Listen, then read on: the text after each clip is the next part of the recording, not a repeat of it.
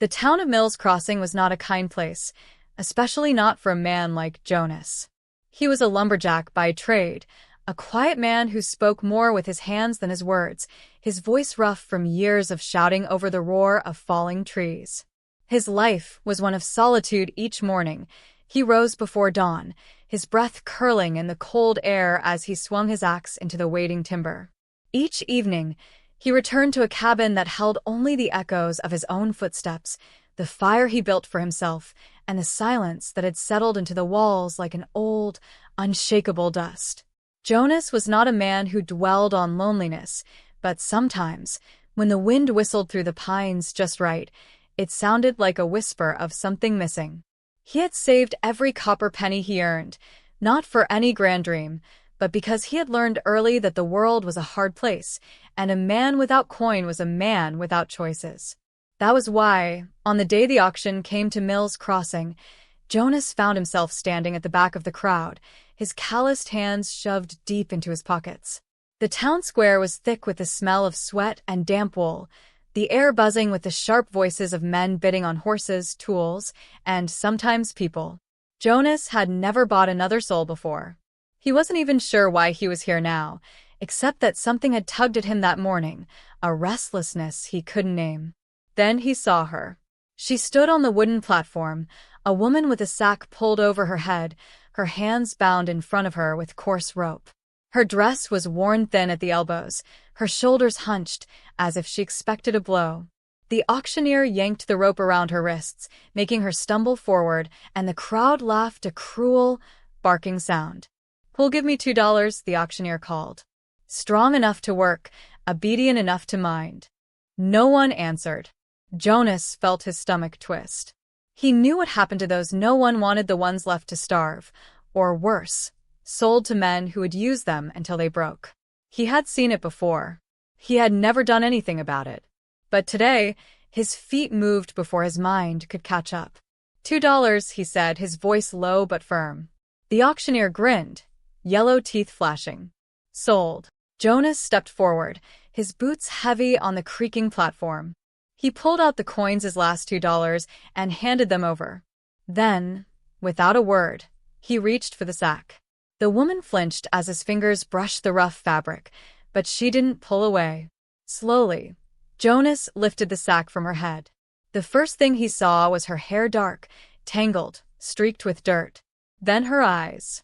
They were wide, wary, the color of the forest just before a storm. She stared at him, waiting, her breath shallow. For a long moment, neither of them moved. Then, so softly, he almost didn't hear it, she spoke. Mira. Just her name. Nothing else. Jonas didn't know what to say. He wasn't a man of pretty words or grand gestures. So, he did the only thing that felt right. He untied the rope around her wrists, careful not to hurt her, and nodded toward the road that led out of town. "Let's go home," he said. And without another word, they did. The walk back to Jonas's cabin was long, the path winding through dense woods where the trees stood like silent sentinels watching their progress.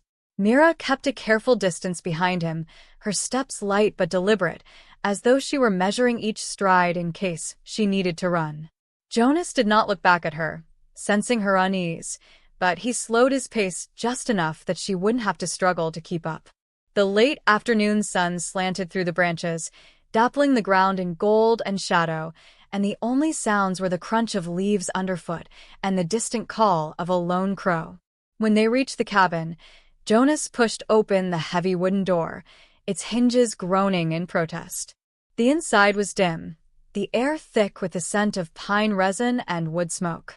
He stepped aside, letting Mira enter first, though she hesitated on the threshold, her fingers gripping the doorframe as if it were the edge of a cliff. The cabin was small, just one room with a stone hearth, a rough-hewn table, and a narrow bed in the corner. A single oil lamp sat on the table, its wick untrimmed, the glass smudged with soot. Jonas had never thought much about how the place might look to someone else, but now, seeing it through Mira's eyes, he felt a pang of something like shame. It wasn't much, but it was dry and it was warm. Without speaking, he moved to the hearth and stirred the embers back to life, adding a few split logs until the flames licked hungrily at the wood. Then he took a pot from the shelf, filled it with water from the bucket by the door, and hung it over the fire. He worked methodically, his movements practiced and sure, as if by focusing on these small tasks he could give Mira the space she needed to breathe. When the water was hot, he poured it into a chipped mug and dropped in a handful of dried mint leaves from a pouch on the shelf. The scent unfurled into the air, green and sharp, and he set the mug on the table near where Mira stood. She didn't touch it. Not at first. She watched him instead, her dark eyes flickering over the room, taking in the axe leaning by the door, the pile of mended clothes folded neatly on a stool, the single tin plate and spoon laid out on the table. Jonas busied himself with slicing a loaf of yesterday's bread, spreading it with a thin layer of honey from a jar he'd traded for last winter. He placed it beside the tea, then retreated to the far side of the room, pretending to examine a nick in his boot. Minutes passed. The fire crackled. Then, at last, he heard the soft scrape of the mug being lifted. Jonas risked a glance. Mira was holding the tea with both hands, her fingers curled around the warmth, her shoulders hunched, as if she expected someone to snatch it away. She took a sip so small it was barely more than a breath, then another. When she set the mug down, her hands were steadier. Night fell quietly. Jonas laid out an extra blanket on the floor near the hearth, though he half expected Mira to refuse even that small kindness. But when he banked the fire and turned away, he heard the rustle of fabric as she settled onto the pallet. He didn't sleep much himself, lying awake on the narrow bed, listening to the shift of her breathing in the dark. Days passed in much the same way, Jonas rising before dawn to work, Mira watching from the edges of the cabin, never speaking unless spoken to, and even then only in the barest whispers. He left food where she could find it, mended the torn hem of her dress when she wasn't looking, and made sure the fire never died completely. He didn't know what to say to her, so he said nothing at all. Then one evening a storm rolled in. The wind howled through the cracks in the walls, and rain lashed against the roof like fists.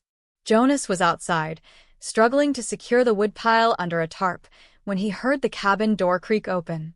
He turned, rainwater streaming down his face, and saw Mira standing there, her arms crossed tightly over her chest. "You'll catch cold," she said.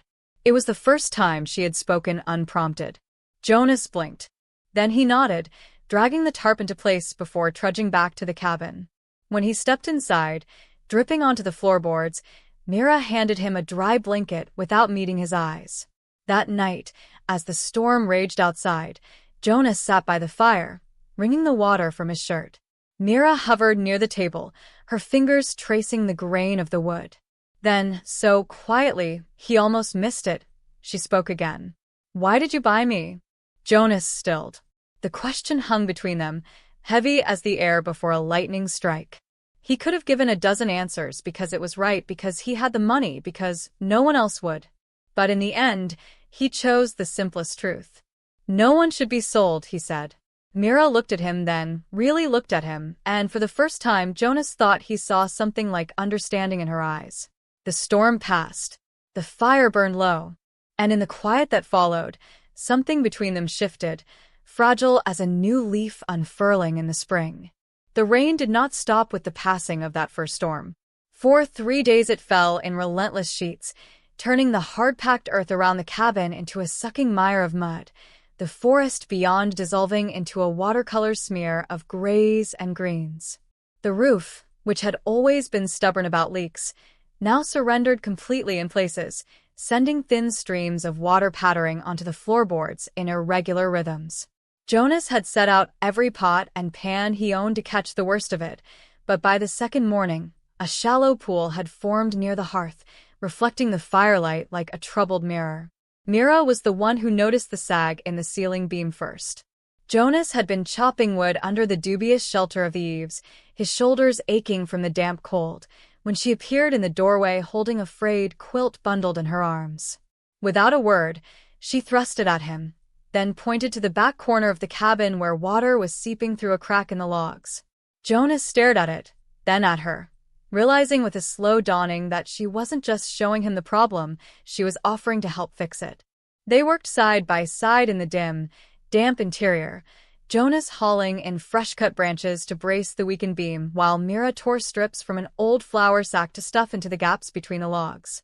Her hands moved deftly, fingers pressing the fabric deep into the cracks where the wind whistled through, and though she never spoke, Jonas found himself glancing at her more than once, surprised by the quiet determination in her face.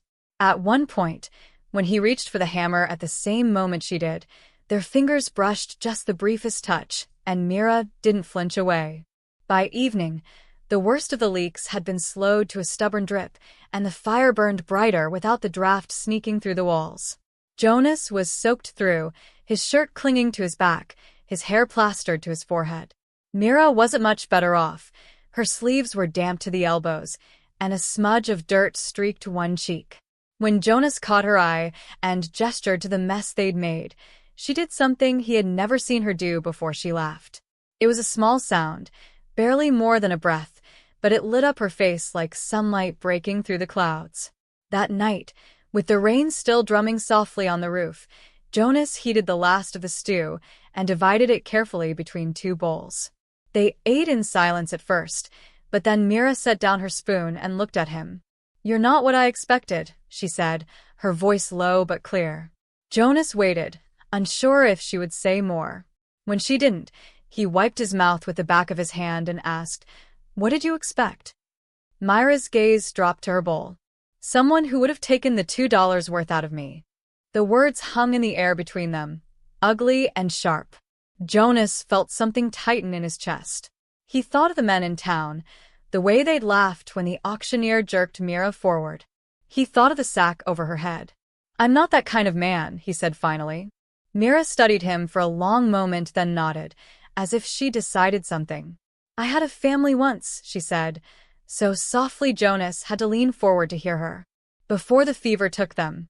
After that, I had nowhere to go. The wrong people found me." She didn't elaborate, and Jonas didn't ask. Some stories didn't need details to be understood. Outside, the wind sighed through the trees, and the fire popped, sending up a shower of sparks. Jonas stared into the flames, thinking of his own empty years before this cabin, before Mira. "I never had much family to lose," he admitted. "Just me, for as long as I can remember." Mira reached across the table then, her hand hovering for a heartbeat before she laid it over his.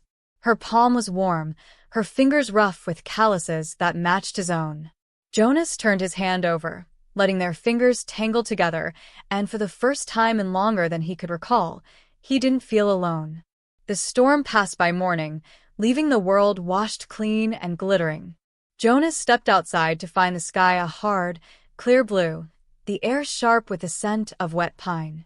Behind him, the cabin door creaked open, and Mira came to stand at his side, her shoulder brushing his as they looked out at the dripping trees. Neither of them spoke. They didn't need to. Some things, like the way her hand had fit in his, like the quiet understanding between them, now were beyond words. Jonas bent to pick up his axe where it leaned against the porch rail. There was work to be done, wood to chop, repairs to finish, a life to build. But for the first time, the work didn't feel like a burden. It felt like a beginning. The rhythm of their days settled into something steady and sure as summer ripened into autumn.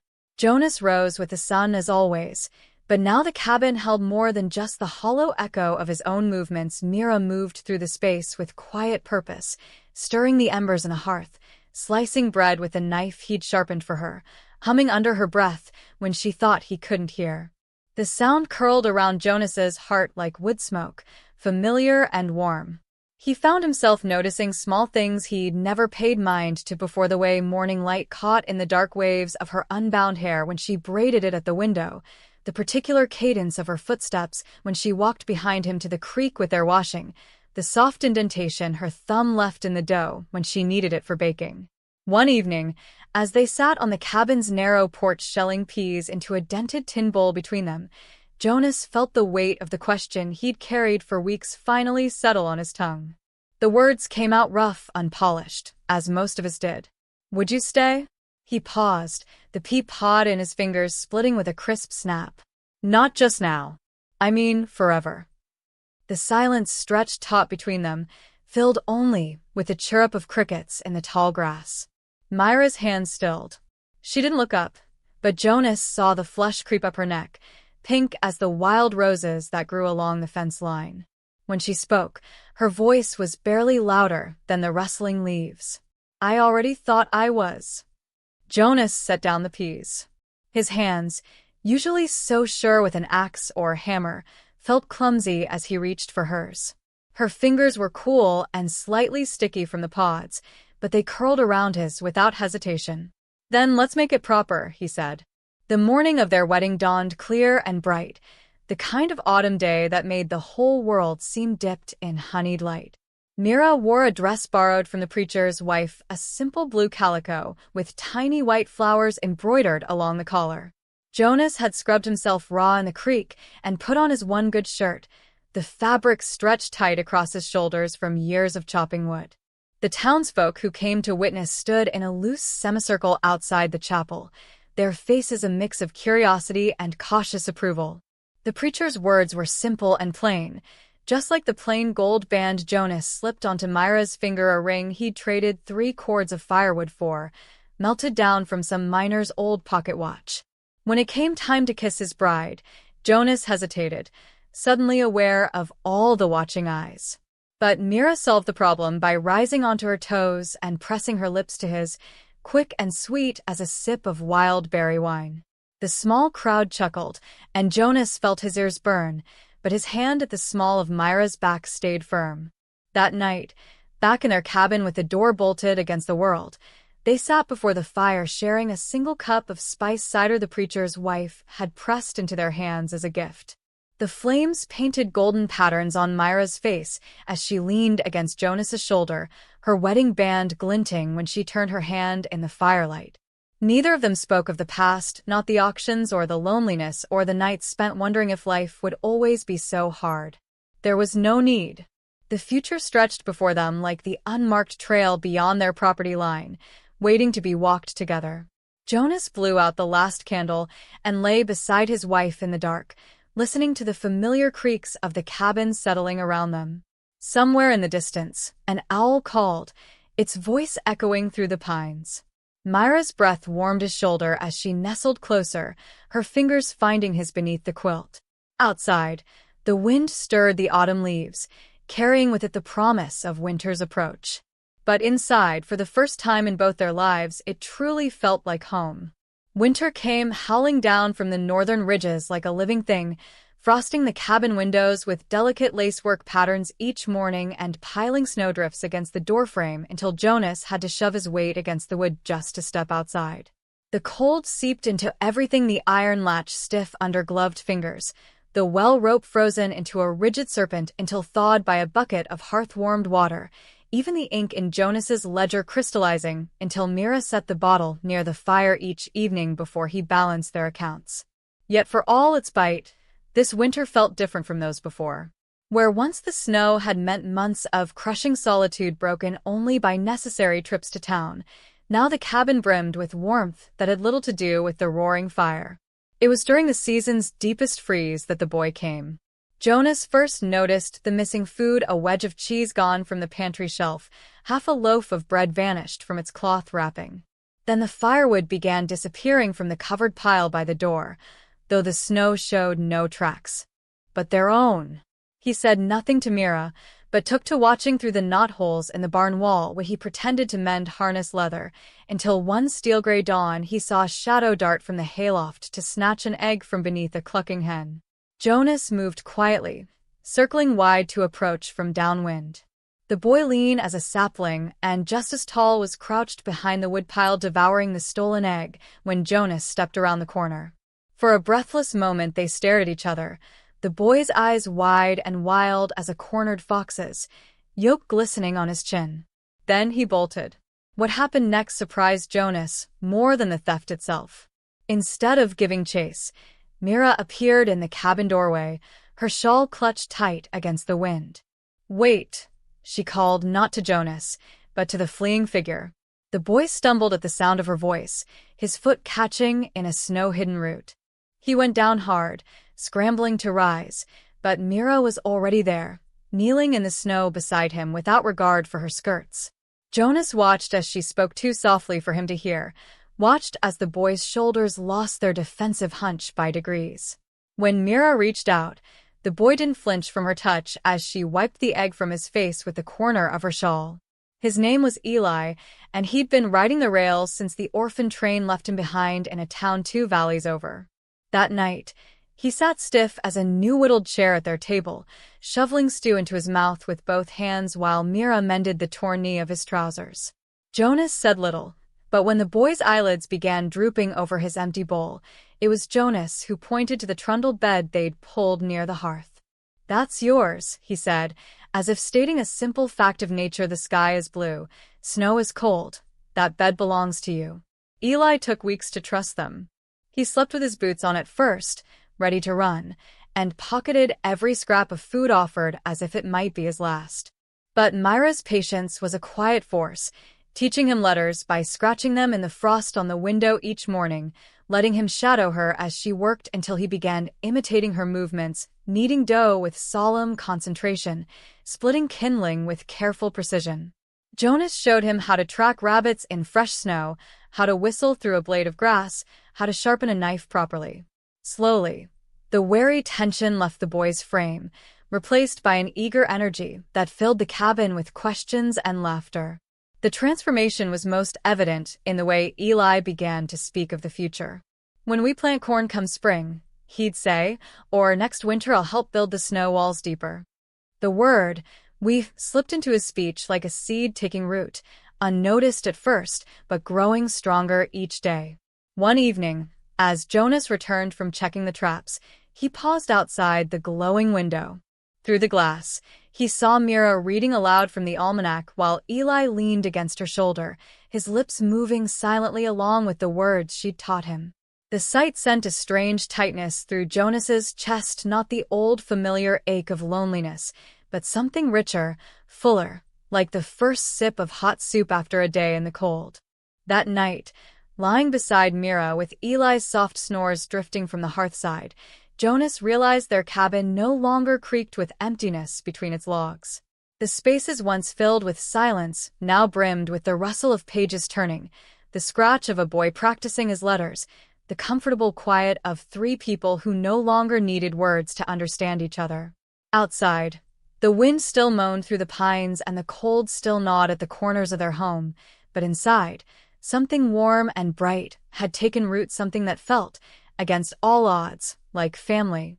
The thaw came early that year, a slow unraveling of winter's grip that left the forest floor spongy with half-rotted snow and the creek swollen with meltwater. Jonas was repairing the fence near the road when he first saw the rider, a broad-shouldered man astride a dusty bay gelding, his coat too fine for a farmer but too worn for a merchant. Something in the way the man sat his horse, the deliberate ease of his posture, set Jonas's teeth on edge even before the stranger reined up at the edge of their property. "You the lumberjack bought a woman at auction last fall?" The man's voice carried the rough edges of someone used to being obeyed. Jonas set down his hammer, wiping his palms on his trousers as he straightened. He didn't answer, but the way his shoulders squared told the man enough. The stranger dismounted with a grunt, his boots sinking into the mud. "Name's Dyer. I'm here for what's mine." His hand drifted toward the pistol at his belt, not quite touching it, but the threat hung in the air like gunpowder smoke. "That woman you're keeping belonged to me first. Paid good money for her down in Missouri before she ran. I'll be taking her back." Jonas felt the old familiar stillness settle over him, the kind that came in the breath before an axe struck true. He stepped forward, putting himself between Dyer and the cabin. "You're mistaken," he said, his voice low and even. "Nothing here belongs to you." Inside the cabin, Mira had gone very still at the sound of the voice she'd hoped never to hear again. The wooden spoon slipped from her fingers into the stew pot with a soft splash. Eli looked up from his primer, sensing the sudden tension in the way her hands pressed flat against the tabletop. "Mira?" She shook her head, moving to the window with careful quiet. One glance confirmed what her bones had already known: Dyer's face, harder than she remembered, but just as cruel, his mouth moving with words that didn't reach her through the glass, but needed no translation. The scars along her ribs ached suddenly, phantom pains from old lessons about obedience. Outside, Dyer spat into the mud. "I've got papers," he said, patting his coat pocket. "Law's on my side. You want to keep her, you'll pay me what she's worth, $20, and we'll call it square." Jonas didn't blink. Only law here is what a man makes with his own two hands. His gaze flicked toward the axe leaning against the fence post, then back to Dyer's face. "You're leaving now." Dyer's laugh was a short, ugly sound. "You really think you can?" The cabin door creaked open. Mira stood framed in the doorway, her back straight, her chin lifted in a way Jonas had never seen before. Eli hovered behind her, his small face tight with confusion and fear. Dyer's grin widened. "There's my girl. Tell this fool who you belong to." Mira didn't look at him. She stepped off the porch and walked to Jonas's side, her hand finding his without hesitation. When she spoke, her voice didn't shake. "I belong here." Something dangerous flashed in Dyer's eyes. His hand closed around the pistol grip. What happened next unfolded like something from a fever dream. Eli darted forward to stand on Jonas's other side, his thin shoulders squared in unconscious imitation of the man who'd become his father. From the road came the creak of wagon wheels. Old Man Ritter from the neighboring farm, his rifle propped casually across his knees. Then Mrs. Peabody from the general store appeared on foot, her apron fluttering, a meat cleaver dangling from one hand. Others came too, folks Jonas barely knew by name, forming a loose half-circle behind them. No one spoke. They didn't need to. Dyer's gaze darted from face to face, his confidence fraying at the edges. These weren't the indifferent townsfolk who'd watched Mira sold like livestock months before. These were neighbors who'd eaten her honey cakes, who'd borrowed Jonas's tools and returned them sharpened or oiled, who'd seen Eli's quick smile when he delivered eggs to their doors. The pistol stayed in its holster. Dyer took a step back, then another, his boots sucking at the mud. "This ain't over," he muttered, but the words lacked conviction. He mounted his horse with stiff movements and reined the animal around, kicking it into a trot that sent clods of earth flying.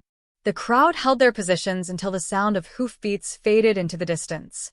Then, as if by some unspoken signal, they dispersed with quiet nods and murmurs, leaving Jonas, Mira, and Eli standing together in the softening afternoon light.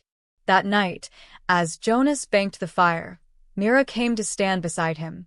She didn't speak of Dyer, of the past he represented or the future he might still try to steal. Instead, she reached for Jonas's hand and pressed it to her chest, over the steady beat of her heart. "We protect each other," she said simply. Up in the loft where Eli now slept, a floorboard creaked as the boy turned in his bed. Jonas listened to the sound, then to the wind in the pines outside, and knew with sudden clarity that no man, no piece of paper, no ghost from the past could break what they'd built. The cabin walls around them might be made of wood and stone, but the true strength of their home lay in the unshakable truth Mira had spoken. They stood together. And that, Jonas realized as he drew his wife close, was something no one could ever auction away. The years unfolded like the pages of one of Eli's precious books, some chapters marked by hardship, others by quiet joy, but all of them bound together by the unspoken promise that had taken root the day Jonas carried Mira over the threshold of their mended cabin. Spring after spring, the same patch of earth behind the house burst into color under Mira's careful hands, rows of vegetables and flowers growing in neat lines where before there had been only stubborn clay and stone. Jonas added room after room to the cabin, his once rough carpentry skills honed by necessity into something resembling craftsmanship, until the original structure became just the heart of a home that sprawled comfortably like a contented cat in the sunlight. Eli grew like the young oak he'd planted on his 13th birthday, tall and strong, with his mother's keen eyes and his father's steady hands. He took to schooling with a hunger that surprised them all, devouring every book the traveling peddler brought, filling slate after slate with cramped, earnest script. On the evenings when Jonas returned from the mill to find Eli bent over some volume at the table, Mira's hand resting absently on the boy's shoulder as she peered at the pages with him, He'd pause in the doorway just to watch the firelight gild their faces, memorizing the ordinary miracle of it. Seasons turned. The first strands of silver appeared in Mira's dark braid. Jonas's laugh lines deepened into permanent creases. Eli's voice settled into a man's timbre. Change came as it always did, sometimes gentle as spring rain, sometimes sharp as winter's first bite, but through it all, their little family stood firm as the old pine by the creek. It was on one such ordinary evening, with the fire crackling and the smell of fresh bread perfuming the air, that Eli set down his book with an uncharacteristic thump. "I've been offered a position," he said, his voice carefully even, "at the new school in town, teaching the younger children." Mira's knitting needles stilled. Jonas set aside his whittling. Eli rushed on, his words tumbling over each other. "I'd come home every weekend, of course, and once the term ends." Mira was on her feet before he could finish, pulling him into a hug so tight it made him grunt. When she released him, her eyes shone with unshed tears, but her smile was brighter than the lantern light. Jonas didn't speak. Words had never been his strong suit, but the rough clap he delivered to Eli's shoulder spoke volumes. The morning Eli left, they all stood together on the porch, watching the sunrise paint the eastern sky in streaks of gold and rose. Jonas handed his son the pocket watch he'd traded for all those years ago, the same gold that had once been Mira's wedding band, now marking the hours of Eli's future. Mira pressed a carefully wrapped parcel into his hands, a new shirt, stitched with love and lined with dried lavender to remember home by. "Go learn the world," Jonas said, his voice gruff with emotion. "Then come tell us about it." Eli nodded, blinking hard, then turned to walk down the road toward town, his shadow stretching long before him in the morning light. Mira's hand found Jonas's as they watched him go, their fingers intertwining as naturally as tree roots weaving through rich soil. Years later, when grandchildren's laughter echoed through the house and Eli's own students came calling with apples from their family orchards or carefully penned letters of thanks, Jonas would sit on that same porch with Mira at his side, their hands still clasped, their hearts still full. The road had been long, the winters harsh, but every scar and callus had been worth it for the quiet love that had grown in the unlikeliest of soils, for the family they'd built from broken pieces, for the forever they'd carved out together in this wild, beautiful corner of the world. The end. If you enjoyed this story of quiet frontier love and resilience, subscribe for more heartwarming tales of ordinary people building extraordinary lives. Your support helps us continue sharing stories that remind us all of the power of kindness, the strength of family, and the beauty of second chances. Click the subscribe button below to join our community of readers. New chapters of hope are always just around the bend.